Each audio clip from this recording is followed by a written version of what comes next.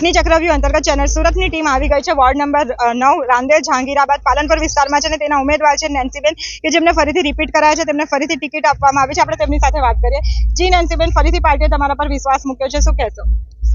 જે ભાજપાનો એક મંત્ર છે વિકાસનો, તે લઈને હું રાજનભાઈ પટેલ, ગૌરીબેન અને કૃણાલભાઈ હતા ગત 5 વર્ષમાં જેટલો બને એટલો વિકાસ અને લોકોની સેવા કરવાની કોશિશ કરી। જે બી લોકોની માંગ હતી કે મેઇન જે પ્રાથમિક સુવિધા કહેવાય, આપણી ગટર લાઈન, પાણી લાઈન, અમારો પાલનપુર વિસ્તાર છે, ઉગત વિસ્તાર છે, રાંદેર ગામ વિસ્તાર છે, જૂનો છે, તેની જૂની લાઈનો બદલવાનું કામ હોય કે નવી લાઈન નાખવાનું, તો ગટર, પાણી, રોડ, રસ્તા અને સ્ટ્રીટ લાઇટ સૌથી પહેલા પ્રાધાન્ય હતું। પછી 2.5 વર્ષ પછી રાજનભાઈ પટેલ બન્યા સ્ટેન્ડિંગ ચેરમેન આ વોર્ડમાંથી, અને બીજા અન્ય મોટા પ્રોજેક્ટ્સ બી લાવવાની કોશિશ કરી, અને હવે નવા પ્રોજેક્ટમાં અદ્યતન એક લાઇબ્રેરી, અમારા વોર્ડમાં swimming pool with sports complex બી બનાવવાની વાત ચાલી રહી છે અને એનો બી અંદાજ મંજૂર કર્યો છે। તો એવા અમુક ઘણા બધા વિકાસના કામો થકી અમે આગળ વધ્યા, એટલે ભાજપે ફરીથી વિશ્વાસ મૂક્યો છે અને હવે ફરીથી જીતીને આવશું તો આ જ અવિરત જે વિકાસ છે એને ચાલુ રાખવાનું કામ કરીશું। તમે જે વિસ્તારમાં હાલમાં ફરી રહ્યા છો તે સ્લમ વિસ્તાર છે, તો આ વિસ્તારમાં તમને એવું લાગે છે કે કોઈ કામ કરવાના હવે જો તમે ચૂંટાઈને આવો છો તો? આ છે આપણો કલ્યાણનગર અને હળપતિવાસ છે, જે ઉગતમાં આવ્યું છે। અહીંયા સૌથી મોટું કામ અમારે કરવાનું છે સફાઈ રાખવાનું। સફાઈમાં એવું હોય છે કે લોકો ઘણીવાર કચરાનો ઢગલો બતાવી દે છે, ત્યારે એવું નથી સમજતા કે આ કચરો તમે જ નાખ્યો છે। આપણે રેગ્યુલર એને ઉઠાવવાની કોશિશ કરીએ છીએ અને અમારી આ ટર્મ પૂરી થતાં પહેલાં રાજનભાઈને જ્યારે હું આરોગ્ય સમિતિ ચેરમેન બી રહી ચૂકી છું 2.5 વર્ષ, વાત કરી હતી કે આ જે ન્યુસન્સ પોઈન્ટ કહેવાય, જ્યાં પહેલાં કચરા પેટી હતી અને હવે કચરો લોકો નાખી જાય છે કારણ કે એ લોકોને આદત છે, તો ત્યાં માટે એક સ્પેશિયલ ગાડી અલર્ટ કરો જેટલા ન્યુસન્સ પોઈન્ટ હોય એ પ્રમાણે, કે સવાર સાંજ ત્યાંથી કચરો ઉઠાવે। કારણ કે આપણે લોકોને અવેર કરવાનું કામ બહુ કર્યું છે, પણ જે થોડું ધીમેથી થાય છે। ઘણા લોકો એવું કહે ને કે ગાડીમાંથી કચરો નાખતા હોય તો છોકરાઓ અટકાવે છે, પણ હજી ઘણાના નહીં અટકાવતા હોય એટલા કચરાના ઢગલા બી દેખાય છે। તો પ્રાથમિક જે કામ છે પહેલાં એની પર જ હવે ફોકસ કરશું, મોટા પ્રોજેક્ટ એની સાથે લાવશું, પણ પહેલાં અમારું આ બધા વિસ્તારના લોકોને અવેર કરવાનું કામ છે કે કેવી રીતે ચોખ્ખાઈમાં રહેશો તો સ્વસ્થ રહેશો અને આ જે સુરત સ્વચ્છતામાં નંબર 1 આવે છે એનો એ લોકો ભાગ બની શકશે।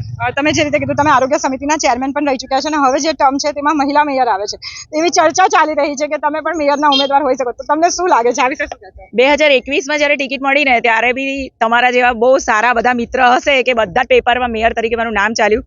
2.5 વર્ષ પછી મારું ડેપ્યુટી મેયર તરીકે તમે લોકોએ નામ ચલાવેલું ત્યારે હું આરોગ્ય સમિતિ ચેરમેન બની।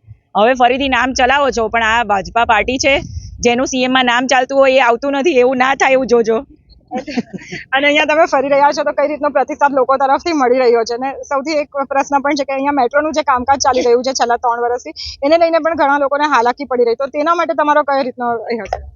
ગયા વખતે 1 જ વર્ષ પહેલાંની જ વાત છે કે સૌથી પહેલાં એવું કહે છે કે અહીંયા સ્ટેશન બનાવવાનું છે ભેસાણ, એટલે ત્યાં ખૂબ લોકોને હાલાકી પડી, ખૂબ રસ્તાઓ જર્જરિત થઈ ગયા હતા। સૌથી વધારે ડ્રેનેજનો પ્રોબ્લેમ અમારા પાલનપુર જકાતનાકા આવેલો હતો, તો એ તમામ આપણે મેટ્રોના સાહેબ સાથે જ આપણા મેયર શ્રી ફરીથી રાજનભાઈ, જે અમારા નસીબે અમારી સાથેના કોર્પોરેટર છે અને સ્ટેન્ડિંગ કમિટી ચેરમેન હતા, તો એ લોકોએ મીટિંગ કરીને આ તમામ પ્રોબ્લેમ સોલ્વ કરવાની એકદમ ગંભીરતાથી કોશિશ કરી। આપણે ખાડા બી પુરાવ્યા, આપણે ડ્રેનેજનું બી સોલ્યુશન લાવ્યા અને એની આજુબાજુની ઘણી બધી સોસાયટીમાં આપણે જે જૂની ડ્રેનેજ છે એ બદલી, એવી રીતે જેટલું પણ સોલ્યુશન આવે લાવીએ છીએ। પણ હવે આ પહેલો જ ફેઝ જ્યારે આપણા ત્યાંથી કદાચ ચાલુ થવાની સંભાવનાઓ લાગતી હોય ત્યારે આનું કાયમી નિરાકરણ આવશે અને લોકો ખૂબ સુખાકારી અનુભવશે એવું મને લાગી રહ્યું છે।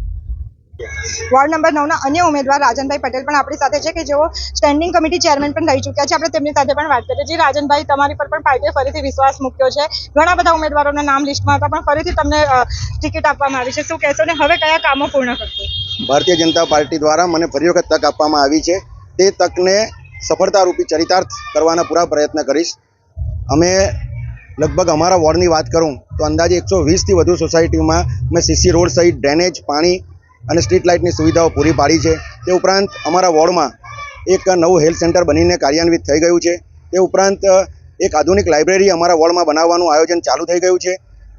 વધુમાં તમને કહું તો એક અત્યાધુનિક સ્વિમિંગ પુલ અને તે પણ વિવિધ એક્ટિવિટી સાથેનું એક સ્પોર્ટ્સ સેન્ટર જેવું આયોજન અમારા વોર્ડમાં જ થઈ રહ્યું છે।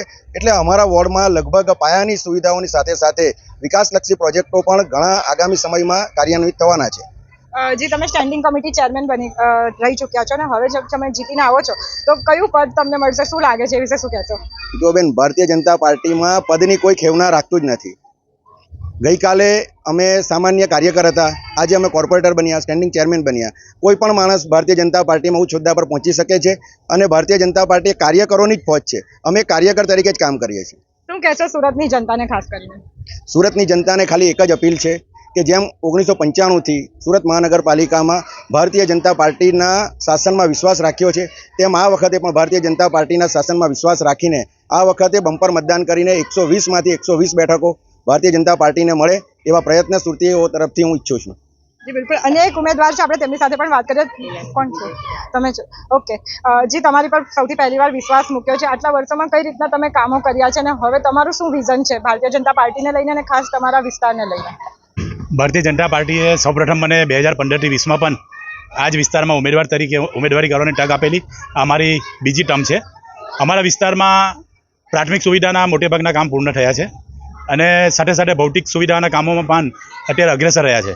હું અમારા વોર્ડના જનતાને એક જ અપીલ કરું છું કે ગરમીની સિઝન છે અને વહેલી સવારે મતદાન કરવા નીકળી અને સવારે 7 થી 9માં ભારતીય જનતા પાર્ટીના જે 4 કમર તમારી સમક્ષ છે તે 4 કમરને મત આપી અને જંગી બહુમતીથી વિજય બનાવે એવી અપેક્ષા રાખીએ છીએ.